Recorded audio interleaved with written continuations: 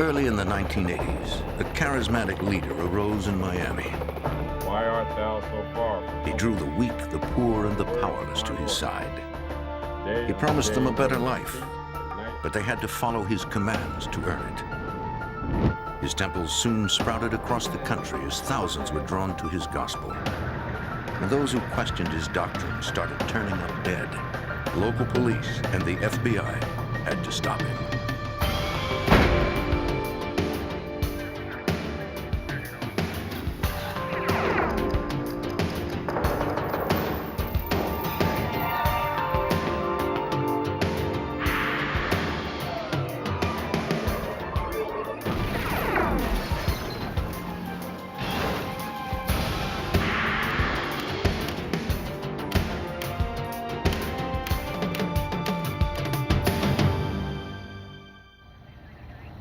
In Miami, the discovery of a mutilated body sent investigators on the trail of a deadly cult. But agents found a wall of silence around the cult's members. Potential witnesses, terrified of reprisals, refused to talk. I'm Jim Kallstrom, former head of the FBI's New York office.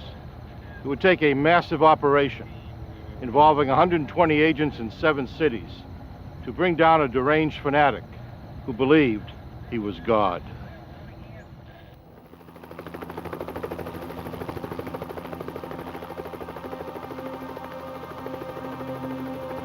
Friday, November 13th, 1981, Miami, Florida.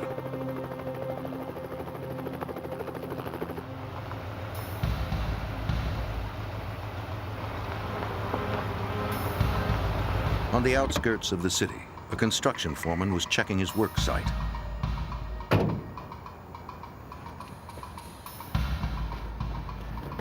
On a dirt road, he came upon something wrapped in blankets. It was a body. He called police.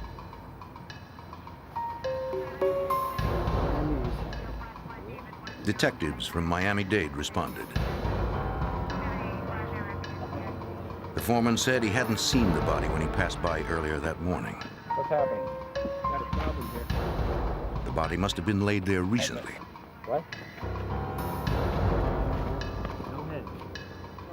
Not yet. The detectives inspected the remains. It was an African-American male. He had been decapitated. Detectives found only a set of keys on the victim. There was no wallet or identification. No, we just... 4 feet away, detectives found the victim's head wrapped in sheets. How far do you think it's worth? His fingerprints were taken in the hopes that they might help identify the man. Decapitations are rare, usually performed to hide a murder victim's identity. According to Detective John King, that wasn't the motive here. There was no attempt to hide or prevent identification because they left the head actually on the scene. Usually if you're going to try to prevent an identification from being made, you would take other body parts such as the hands or the head also. It seems like it was more ritualistic than anything else, how he was killed. The victim's face was badly damaged. Visual identification would be difficult.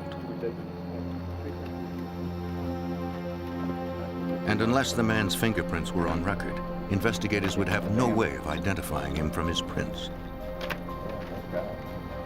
Perhaps the autopsy could tell them more. The medical examiner determined that the victim had been severely beaten before his decapitation. His nose was bloodied, his teeth were broken, and his eyes were swollen shut. His wrists showed ligature marks, and sneaker tread marks on his body suggested he'd been kicked. On the back of his neck, the medical examiner found evidence of repeated blows from a dull blade. right side. Yeah, up in the stomach. It had been a large weapon, perhaps a machete.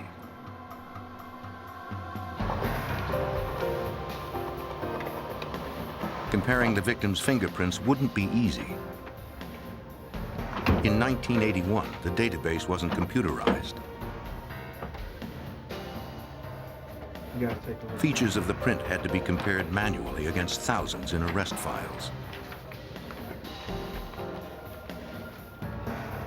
Eventually, one investigator hit the mark. The victim's name was Aston Green, age 25. All right. He had been arrested a month earlier for a misdemeanor driving charge in Fort Lauderdale. Yeah, we got a match. They found no history of violent crime. 510. Detectives went to Aston Green's last known address, his mother's house. My son? Yes, ma'am.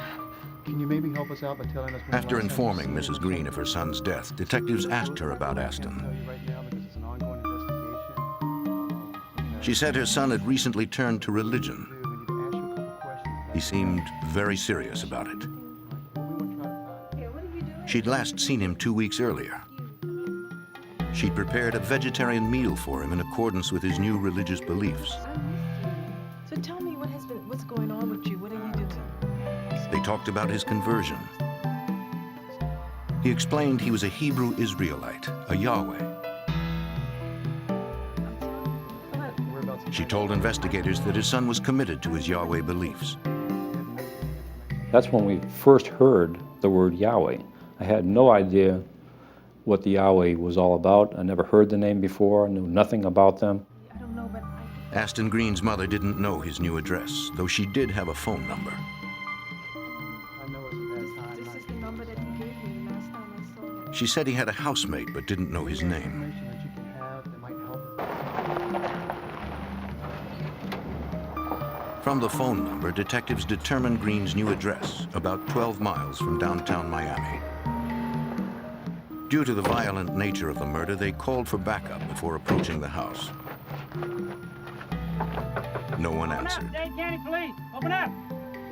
Perhaps Green's housemate had been harmed too. Detectives decided to enter the house. The key they found in Green's pocket fit the lock. Dade County Police! We entered the house thinking that hopefully we wouldn't find any other bodies, but we went in to check it out. We found a number of items of a religious nature, textbooks, workbooks, a lot of literature. It turned out that it was from the Hebrew Israelite religion. There was no sign of the housemate.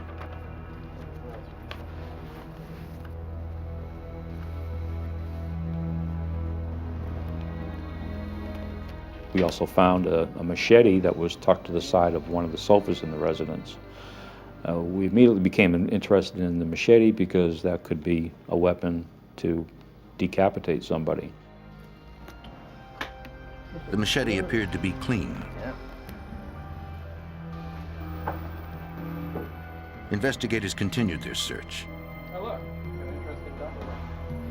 By the door, they found a phone number. They traced it to a house 2 miles away. 3012. Hi, I'm Detective Christopher. This is Detective King. Can we talk to you for a few minutes? At the house, the detectives talked with a group of Hebrew Israelites. I'm sorry to have to inform you, but they threatened me. Among them was Aston Green's housemate, Carlton Carey. He said if I leave, All of them knew Green through the Yahweh temple. what is it, Mr. Green? They told investigators that Green, like themselves, had grown disillusioned with the rigid social doctrine of the temple. Can you tell me something about? I seen him in the temple, but I don't. To them, adherence to the temple's leader was at too high a price. We're just trying to get as much information. Their colored turbans signified their desire to break away from it. It makes this much easier on us. We spoke to them briefly. We got a little bit of background information on the temple and what it was all about. And we asked them to respond to the homicide office so that we could take statements and in-depth interviews with them about what happened and what they knew. Several suggested that the killers were probably zealous members of the Yahweh temple who wanted to silence those who questioned the doctrine. Most were afraid to say more, especially to police. They were already branded dissenters. They feared any further disobedience could be punished by death.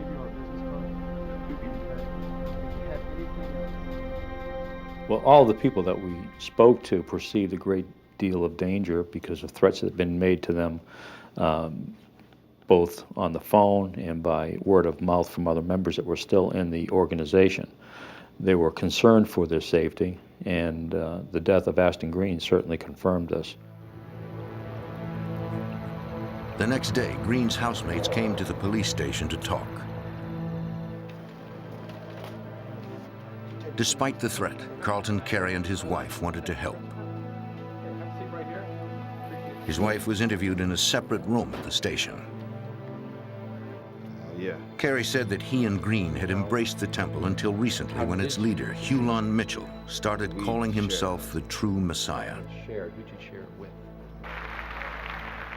The charismatic leader of the temple, Hulon Mitchell, believed that blacks were descended from the lost Hebrew tribe of Judah. As followers of Mitchell, members abandoned their given names. They took a biblical first name and adopted the last name of Israel. Mitchell did not allow dissent among his followers. Mitchell eventually changed his name to Yahweh ben Yahweh, which means God, Son of God. In fact, during the interview we had with him, he referred to Hulon as not the Messiah, but a crook and a swindler, which was his characterization of Hulon Mitchell at that time. Carey still had reservations about talking to police. Detectives offered to escort him home. Gentlemen, a ride home? Fine. All right. He declined, opting to leave with his wife alone. When they left the homicide office that night, they didn't want to be escorted because any police being with them would be further attraction to anybody that saw them, and they were concerned about being seen with anybody. They didn't want us to escort them home.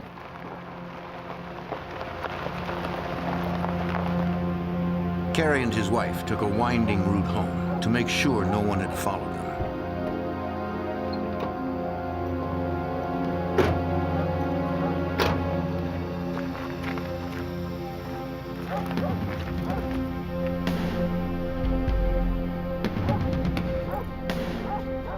They never suspected someone to be waiting inside.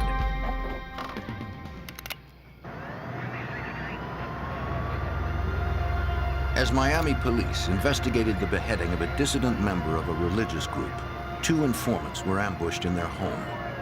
Carlton Carey had been shot to death. His wife, Mildred Banks, had also been shot, and her throat was slashed. She barely clung to life. Like the beheading victim, the 2 were dissident members of the Hebrew Israelites. At the scene, police found a bloodied machete. Detective John King believed a similar weapon had been used in the earlier beheading. The fact that a machete was actually used in an attempt on Mildred's life certainly gave more credence to the belief that the Hebrew Israelites were involved in it. Detectives learned that many members of the Hebrew Israelite movement owned machetes. Police searched the house. Nothing found at the scene indicated who was responsible for the assault. Whoever the killers were, they had cut the phone line and left no physical trace of themselves behind. Detectives' only hope was Mildred Banks. If doctors could save her, perhaps she could name her attackers. Mildred was very seriously injured as a result of the attack on her. She was shot in the chest, the bullet was still in her, and she had a deep gash to the left side of her neck. she was given a very low probability of surviving those injuries. Police waited several days to see if she would survive surgery. Without her description of events, investigators had little hope of solving the case.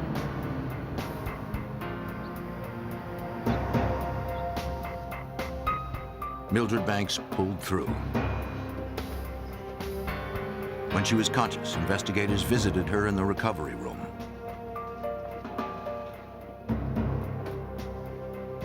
Though critically wounded, she was able to answer questions from the police. She said that she and her husband had driven by their house several times to be sure no one had followed them. They saw no one, so they went inside.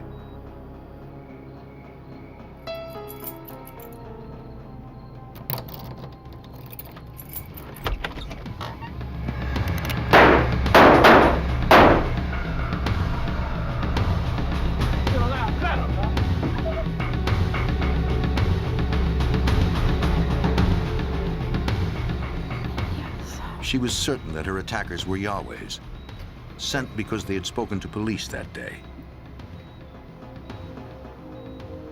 She never saw their faces. We were concerned that they may actually make an attempt on her at the hospital, so we posted 2 police officers at all times with her throughout her stay at the hospital. They were there 24 hours a day, 7 days a week, for approximately 1 month. The message of this most recent attack was clear to dissenting members of the Yahweh Temple. Those who spoke out or cooperated with police would suffer reprisals. After the homicide of Carlton Carey, we were not able to locate any of the former members that had split from the temple. They had fled in different directions. They became scared and they just left. Detective King needed to learn more about the Yahweh organization. He and his partner visited its Miami temple. We tried interviewing people and we really got nowhere. Every time we spoke to somebody, it was praise Yahweh or, see the public information office at the temple. Through a spokesperson, Hulon Mitchell, the Yahweh leader, claimed to know nothing about the murders and offered no help. Suspecting he knew more, investigators began surveillance on the Yahweh enterprise. The surveillance was sort of a constant rolling type surveillance where you drive by, write down some tag numbers, but to actually sit off and watch the place, it was impossible because at all times there were guards standing outside the temple watching the front door. Detectives did learn that the Yahweh organization was extensive. In Florida and in 13 other states, the Yahweh's owned real estate, buses, and vehicles that the leader claimed totaled nearly $50 million. Some said membership topped 12,000 in Florida alone. Most of these people are hard-working professionals that really didn't believe in a lot of what Hulon Mitchell was teaching. Certainly they were not racist to the level that he was, and they were not believing much of what he was telling them about him being the Messiah. They did, however, believe much of what the religion itself taught, surrounding Judaism and the Muslim religion. Since the Yahweh organization spanned several states, the FBI began investigating. Supervisory Special Agent Herbert Cousins was assigned as case agent. He believed the organization demonstrated elements of domestic terrorism. Domestic terrorism investigations are conducted in a group of individuals who engage in criminal activities to further their social or political goal. Local and federal investigators looked deeper into the organization. Why art thou so far from helping me? Hulon Mitchell invited the homeless, the destitute, and the ex-con to join his Hebrew Israelites. Thine anger. The Lord shall swallow them up. The request of his People with membership no job or family found a place to belong, receiving food, shelter, and employment. for the Son, which This is as a kindness bridegroom didn't coming reflect out Mitchell's of the underlying chamber mission. from the earth. And their seed He taught that blacks, as the true Jewish people, had a crucial role. for they intended evil against thee. He told his followers that their duty was to bring about heaven on earth by destroying the white oppressors. Knowledge. To his most avid followers, Yahweh ben Yahweh was the Messiah, and everything they had belonged to him, Line has gone out, including their labor. and their words to the end of the world. To raise revenue, the Yahwehs manufactured and packaged their own hair care products, tonics, beverages, t-shirts, wine, and more. The merchandise was shipped to his network of temples all over the country.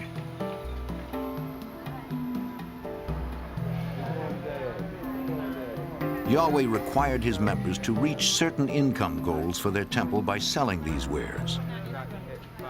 In turn, the temple fed and sheltered them, and even educated their children. Despite the allegations of violence and his thinly veiled message of hate, Mitchell's temple continued to prosper and spread.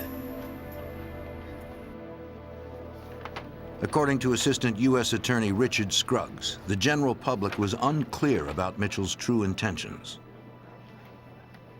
The Yahwehs in the early 80s had been amassing power and property, and they had a kind of a dual reputation. People saw them as a somewhat scary group that they knew were preaching hatred and violence, but at the same time, they outwardly appeared to be quiet, well-behaved, mannered, and they would go in and buy these properties in distressed neighborhoods and actually clean them up.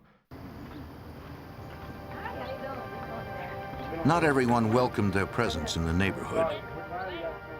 In May 1986, people in Delray, Florida, drove them out. At around 2 a.m. the same night, the neighborhood was firebombed. The fire destroyed the entire block and injured 1 adult and 3 children, including a 9-month-old infant.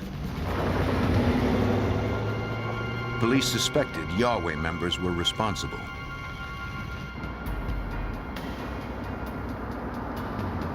One officer recalled an incident that happened in the area about an hour before the bombing. While cruising the neighborhood, he spotted some men dressed in black standing near a van.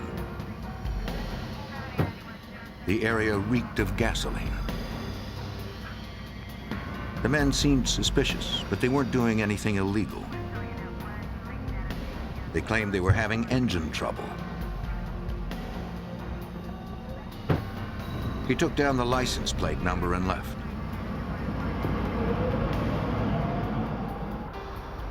Police determined that the van was registered to an elder at the Yahweh Temple. Hulon Mitchell denied any involvement in the firebombing attack. One of his followers was more cooperative. We were able to develop an informant who actually walked into the FBI, who provided information regarding the group. The informant confirmed investigators' suspicions that Mitchell's henchmen were responsible for the firebombing. But he had no direct evidence. He then gave agents information about another crime. He confessed that he had participated in the slaying of Aston Green, the man found beheaded on a dirt road. He said that the dead man had been considered a threat since he openly questioned Hulon Mitchell's authority. Green was abducted from the temple and severely beaten. All right, head back to the van. Head back to the second. The informant drove him there, and another member carried out Mitchell's order to behead him.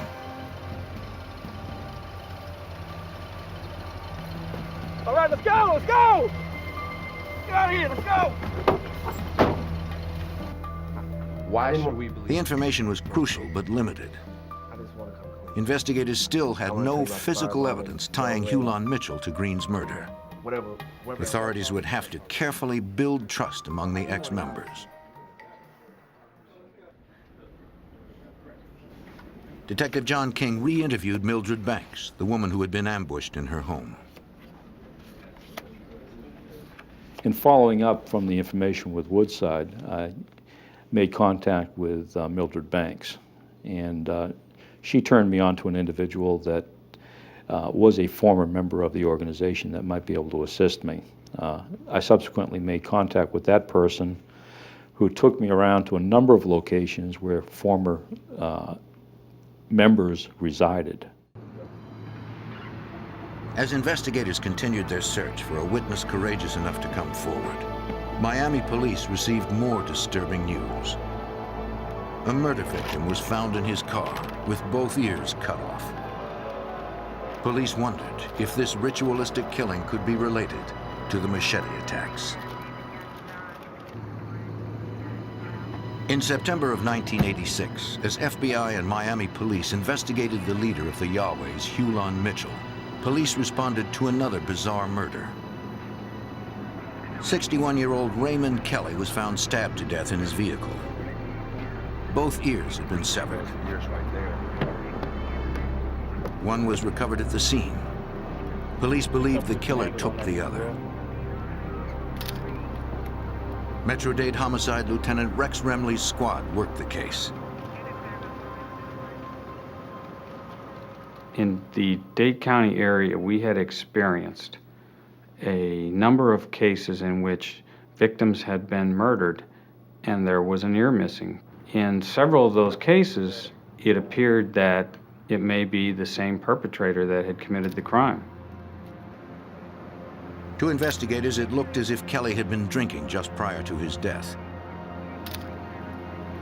Detectives collected several sets of prints from the vehicle. But what investigators found missing from the car held greater importance. According to the victim's wife, he always kept a .38 revolver in his glove compartment. Now it was gone.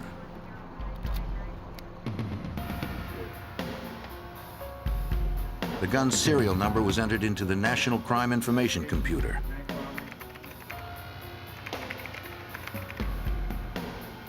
If the gun turned up anywhere in the country, Miami-Dade police would be notified. Weeks later, police in Opelika, a suburb of Miami, responded to emergency calls from residents of an apartment complex. It was an apartment complex that had recently been taken under siege, for lack of a better term, by the Yahwehs. Tenants who lived there called it the Dirt Road Apartments. A low-income housing project, some local residents considered it an eyesore. Many were delighted when the Yahweh leader Hulan Mitchell bought the property. Dirt Road residents were not. Unfortunately for the residents, their idea of taking the building over was to actually move the residents out. And sometimes, according to the residents, that was by force, where the Yahwehs would actually come into their apartments and remove furniture and belongings while the people objected but had no real way to stop these individuals. The Yahweh's strong-arm eviction efforts made the TV news. One resident, Anthony Brown, was particularly outspoken. I'm gonna stay here till I get eviction notice. I don't care what they say. I do, because they ain't going in. Just simple as that. He cursed the Yahweh's leader, Hulan Mitchell. Stand around you. Investigators knew that Mitchell didn't tolerate public criticism. Yahweh.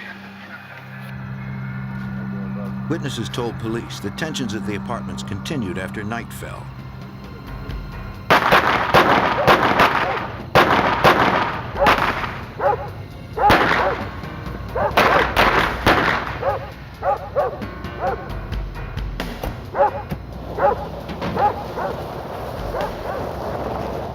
That evening, violence erupted and 2 men were killed.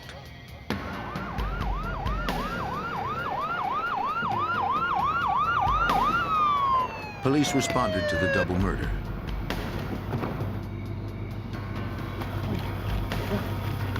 They chased one of 2 suspects in the shooting. Get your hands up! A canine unit tracked down the man.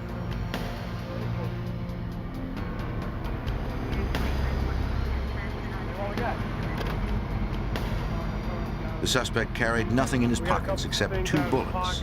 We got the bullets out of his left pocket. There it is. Nearby, police recovered a .38 caliber revolver. It was not the murder weapon. Police cross-checked its serial number in the crime computer but found no match.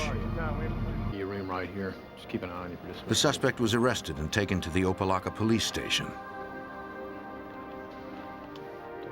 Metro Dade Lieutenant Rex Remley interviewed him there.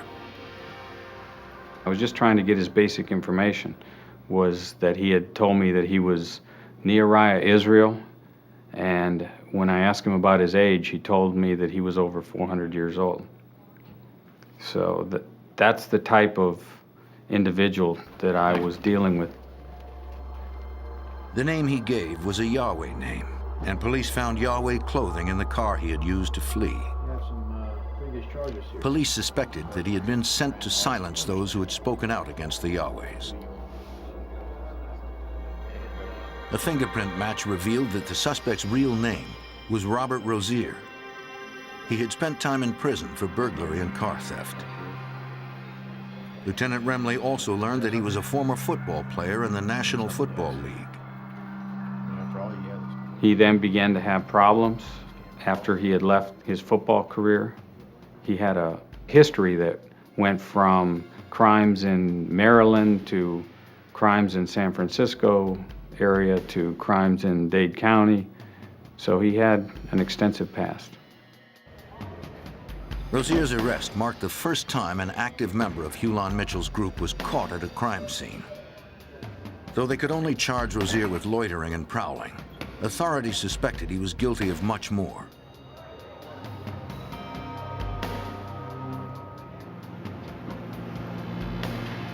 Miami police looked for more information from residents who lived nearby the complex.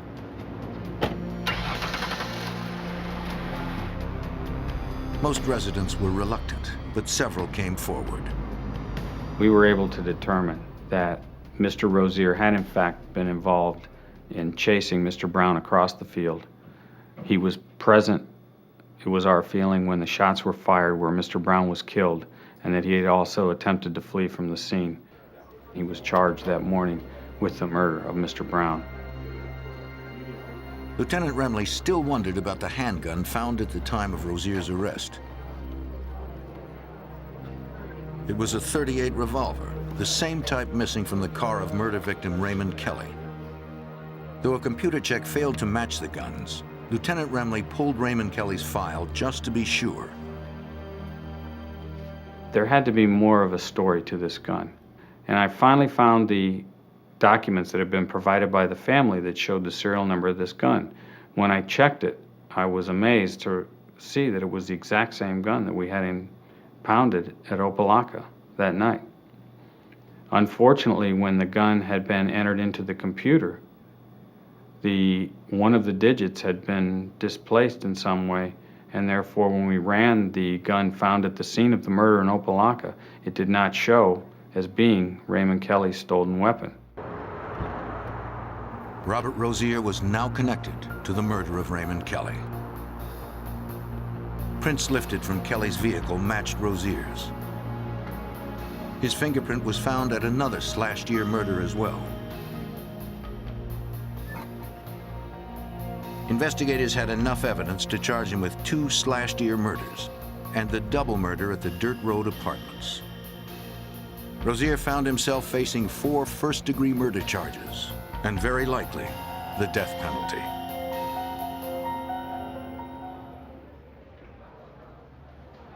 As Miami investigators tried to close in on Yahweh leader Hulan Mitchell, they arrested a man suspected of being one of Mitchell's enforcers.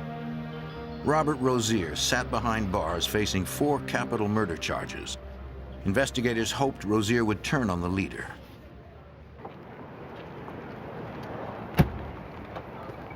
The Yahwehs and their organization became the target of public scrutiny. Hulan Mitchell, their leader, refused to meet the press. He stayed hidden behind his followers, who passed out pamphlets explaining that Rozier had been framed. The bad publicity could destroy all that Mitchell had built. Yahweh.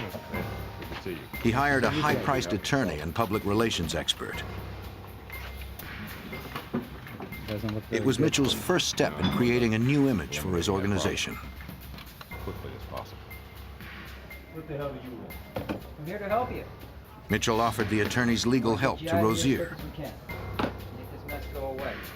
Rozier quickly realized that the attorney was there to protect the interests of Hulon Mitchell, not Rozier's. Just talk to me. But Rozier still refused to turn on the leader of the Yahwehs.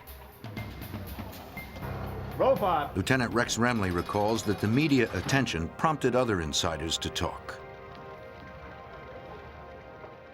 The media brought out different stories about people that had been inside the organization who wanted to speak about what had occurred. And it also brought other people to law enforcement who, for maybe the first time, realized that there was a significant reason at this point that people were being killed, and it was time to come forward and tell what you knew. Right. Investigators got a call from Oklahoma. One of Hulon Mitchell's relatives wanted to talk. She told them she'd witnessed a martial arts expert from New Orleans beaten to death by Yahwehs in 1983. She said Mitchell had ordered the beating. The young man's name was Leonard Dupree. Dupree was killed because Hulon Mitchell believed the man had been disrespectful. You're telling me he changed his name.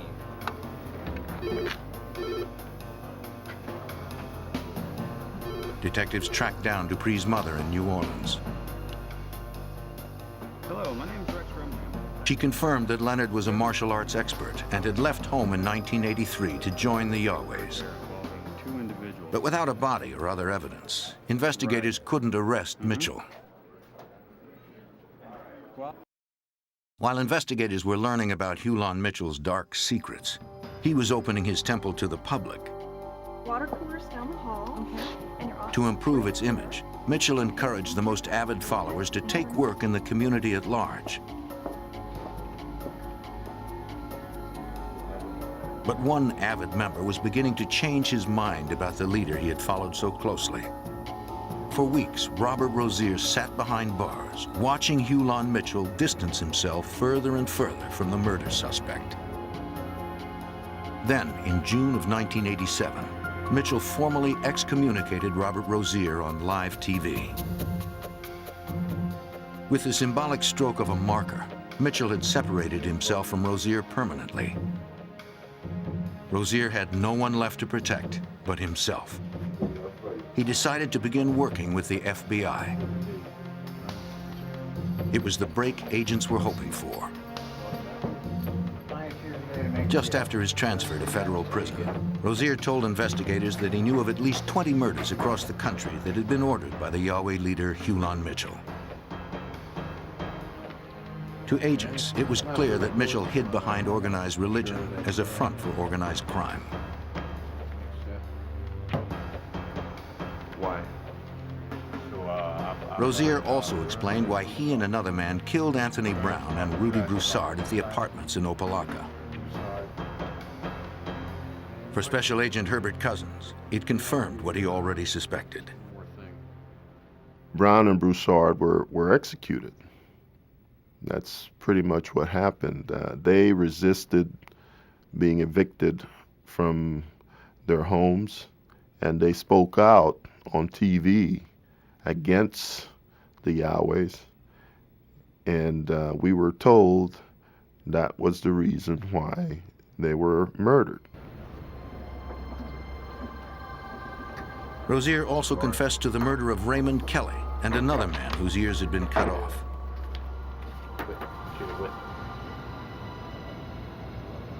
Rozier told agents that the Yahweh leader directed him to kill as many white devils as possible and to return with an ear as proof.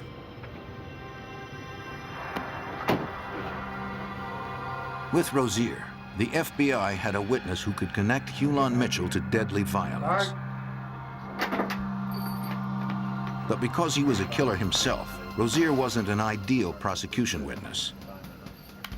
U.S. Attorney Richard Scruggs needed to find others willing to corroborate Rozier's stories.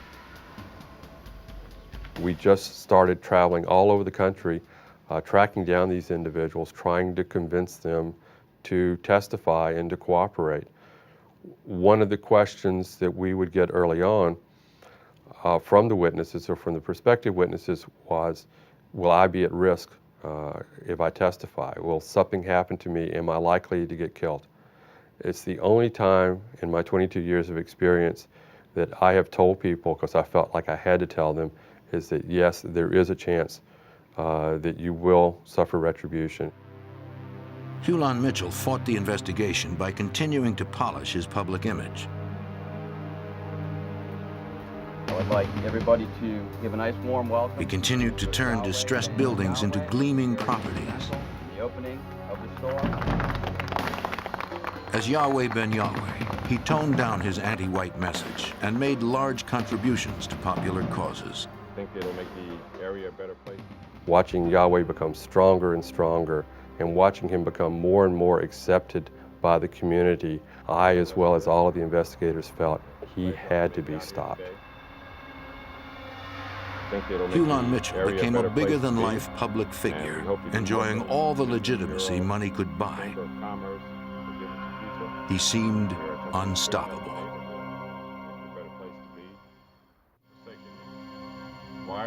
After almost a decade of investigation, the FBI still lacked enough evidence to arrest self-proclaimed Messiah, Hulan Mitchell. Intimidation and murder had silenced most who dared to speak out against him. Assistant U.S. Attorney Richard Scruggs had a difficult time persuading members to overcome their fear.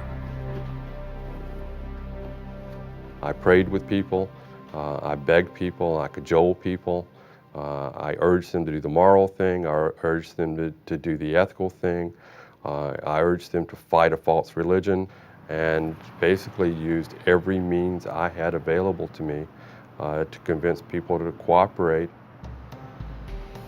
Those bold enough to stand up against Hulan Mitchell, the man who called himself the Son of God, were placed under witness protection. Do hereby proclaim Sunday, October 2nd, 1990, as Yahweh ben Yahweh Day. As Mitchell continued to thwart the investigation privately, publicly, his legitimacy grew as Yahweh ben Yahweh. He's having photo op sessions with the mayor. The mayor proclaimed Yahweh ben Yahweh Day, and there are banners on the streets saying, proclaiming Yahweh ben Yahweh Day.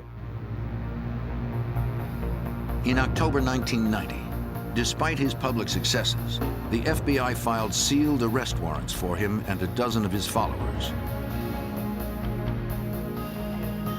They were kept secret to allow the FBI a month to plan the arrest. Agents dubbed the plan Operation Jericho.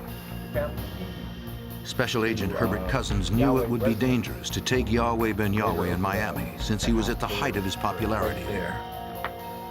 This is actually The main issue for law enforcement was safety. The safety of the individuals, the law enforcement members involved in the arrest, and also the safety of innocent individuals and the safety of Yahweh members, including Yahweh ben Yahweh. Yahweh's left. We'll go with Fortunately, Mitchell and others named in the indictment were scheduled to embark on a multi-city tour. Yahweh ben Yahweh's first stop would be in New Orleans. The main arrest team would seize him at his hotel. Once he was in custody, teams in 6 other cities would capture his henchmen across the South.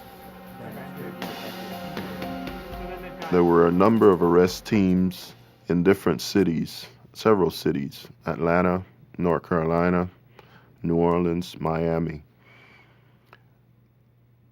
I was sent to New Orleans to assist the New Orleans division with the arrest of Yahweh ben Yahweh. On November 6, 1990, Hulan Mitchell arrived at the Monteleone Hotel in New Orleans. The FBI was already there.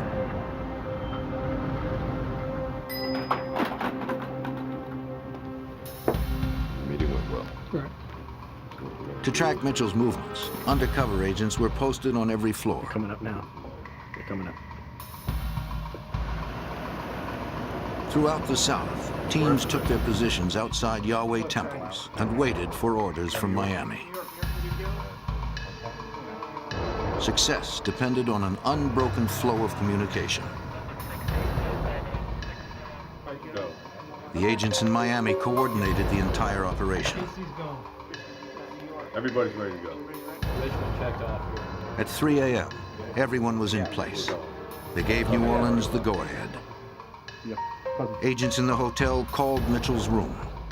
The first instruction was that he instruct his bodyguard to turn himself into the agents who were waiting down the hall.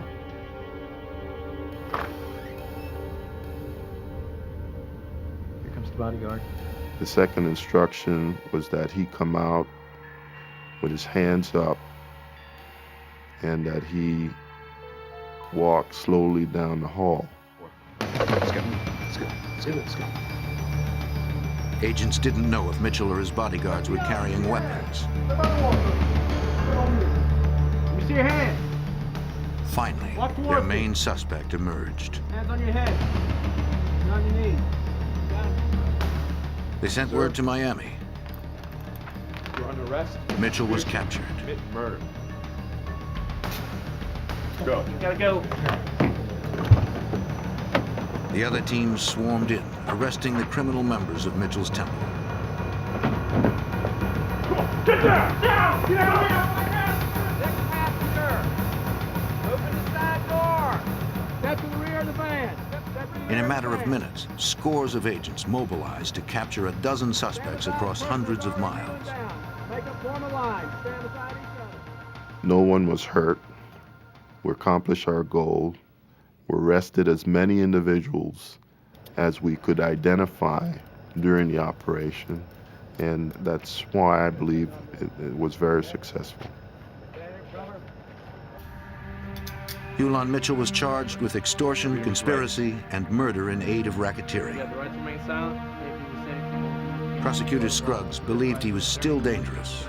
We found out that there was actually a hit team of 5 individuals who were stalking us, trying to find out where we were so that they could kill us upon the orders of Yahweh ben Yahweh.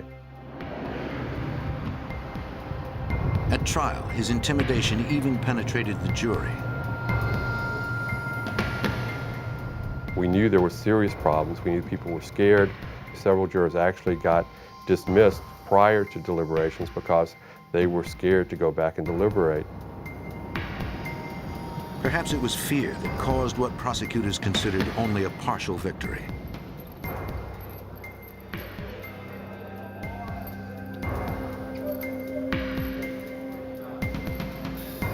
In May 1992, Yulon Mitchell and 6 of his more violent followers were found guilty of conspiracy.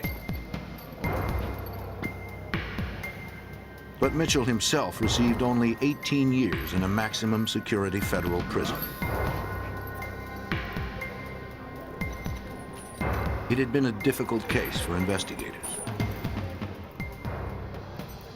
He found a successful philosophy that people would flock to and actually start joining and pledge their allegiance to him. And I think the more power he obtained, the more influence he obtained over his followers, that he ultimately lost control of himself. And he believed in his own mind he could do anything, even order life and death. Yulon Mitchell is locked away, his murderous actions halted by those who saw through his false gospel.